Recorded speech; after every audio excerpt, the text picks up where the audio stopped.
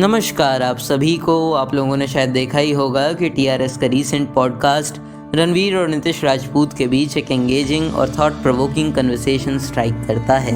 एक casual but deep episode है जो रफली 1.5 आवर्स तक एक्सटेंड करता है, लेकिन आपका काम आसान करने के लिए उसकी हर एक डिटेल हम कवर करेंगे सिर्फ 5 मिनट में। तो चलिए देखते हैं।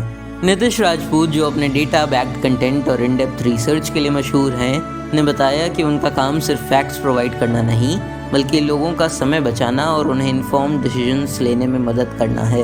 उन्होंने कहा कि पहले उन्हें भी एक टॉपिक को समझने के लिए कई दिन लगते थे। तब सोचा अगर वो 20 से 30 मिनट में वही चीज़ सिंप्लीफाई करके लोगों को समझा सकें तो काफ़ी इम्पैक्टफुल होगा। चाहे जियोपॉलिटिक्स हो, सोशल इश्यूज़ या डे टू डे मैटर्स, उनकी रिसर्च उनका एक्स फैक्टर है।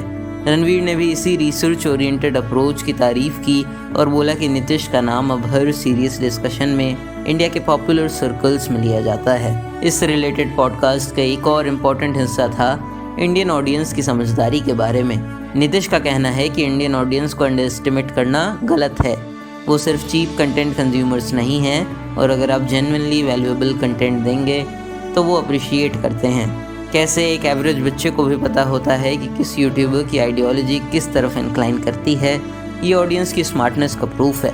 उन्होंने एग्जाम्पल्स दिए कैसे लॉन्ग फॉर्म कंटेंट जो डीपर रिसर्च और स्टोरी टेलिंग से भरा हो वो भी मिलियंस ऑफ व्यूज़ गार्नर करता है। इसी बीच बात सोसाइटी के एवोल्यूशन की हुई तो मीडिया का रोल भी समझना ज़रूरी है। नितिश ने हाईलाइट किया कि इंडिया में हाई क्वालिटी डॉक्यूमेंट्रीज़ की कमी है। रणवीर ने भी एग्री करते हुए कहा कि डॉक्यूमेंट्रीज सोसाइटी के सबकॉन्शियस माइंड को शेप करने का एक पावरफुल टूल हैं। डॉक्यूमेंट्रीज सिर्फ इन्फॉर्मेशन नहीं, एक नज़रिया देती हैं जो क्रिटिकल थिंकिंग को बढ़ावा देती है।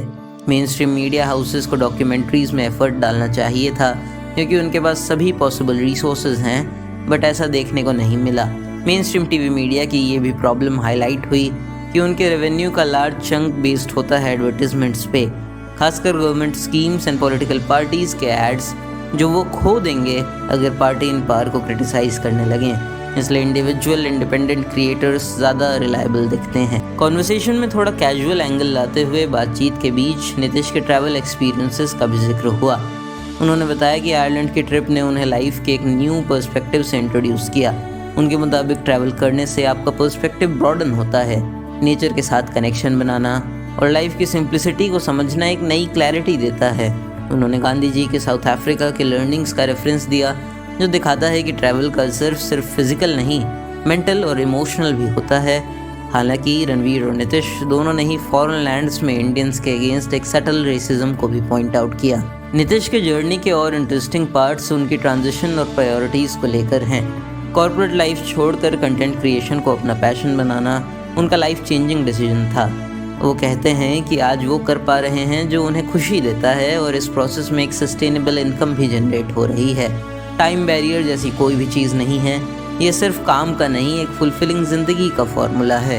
इस जर्नी में उन्होंने एक और ज़रूरी लेसन शेयर किया, कंट्रोवर्सीज से दूर रहने का, जो उन्होंने रणवीर से ही सीखा है। लर्निंग ये है कि कंट्रोवर्सीज पर रिएक्ट करना शॉर्ट टर्म अटेंशन तो लाता है, लेकिन मेंटल पीस और ऑडियंस ट्रस्ट दोनों को हर्ट करता है। अगर आपको नहीं पता तो नितिश रणवीर और विराज की कंपनी मंक एंटरटेनमेंट के क्लाइंट भी हैं, इसलिए वो एक पर्सनल कनेक्शन को अप्रिशिएट करते हैं। आगे चल के एक थोड़ी सीरियस टॉपिक बात इक्वालिटी की हुई तो नितिश ने वुमेन एम्पावरमेंट और जेंडर इक्वालिटी पर अपने थॉट्स रखे। उन्होंने बोला कि इक्वालिटी सिर्फ पॉलिसीज से नहीं आती, उसके लिए सोसाइटल माइंडसेट बदलने की ज़रूरत है। पॉलिटिक्स से लेके इकोनॉमी तक वुमेन का अंडर पार्टिसिपेशन हमें एज अ कंट्री हर्ट कर रहा है। आज हम चांद पे पहुंच गए हैं, लेकिन शाम 5 के बाद विमेन रोड पे सेफ नहीं हैं, जो काफ़ी कंसर्निंग है। इस एंगेजिंग बातचीत के लास्ट लेग में फ्यूचर ट्रेंड्स पर डिस्कशन हुआ।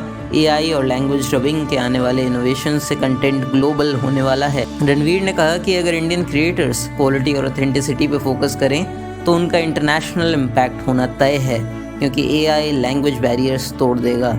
टुवर्ड्स द एंड दोनों क्रिएटर्स सक्सेस के साथ साथ अच्छी डीप पर्सनल रिलेशनशिप्स की नीड हाईलाइट करते हैं। नितिश तो ऑलरेडी मैरिड हैं, रणवीर सेज कि वो भी जल्द ही होने वाले हैं। उनके रिश्ते पर्सनल लाइफ में मेंटल हेल्थ से लेकर प्रोफेशनल लाइफ तक ग्रोथ में हेल्प करते हैं। तो ये था इस एंगेजिंग पॉडकास्ट पर एक क्विक टेक।